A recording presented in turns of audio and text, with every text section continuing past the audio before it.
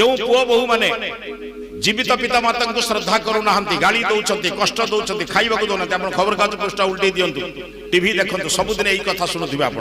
जीवित पिता माता की घर बाहर करदे बापा के रास्ता छाड़ी पलैले जो पुओ बहु जीवित अवस्था निजर बापा माँ को खाइबा दौना हैरान करुँच कष्ट वाक्य कहते शाशु शशुर को दुख दौरान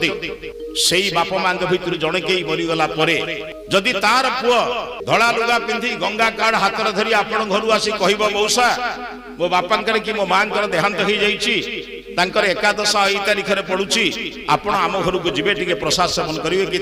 आत्मार सदगति टे भोजन करने को जी आप हाथ जोड़ी कहे बाबूरे जीवित अवस्था तू एवं तो स्त्री तो बापा तो माँ को केते कष्ट देइछ मु देखिछि तो घरे खाइले मोर आत्मा अपवित्र हो मु तो घर को जाई परिबि नाही 10टा लोक जदि कहिबे को पुओ बहुर ताकत नाही से बाप माँ को हैरान करिवो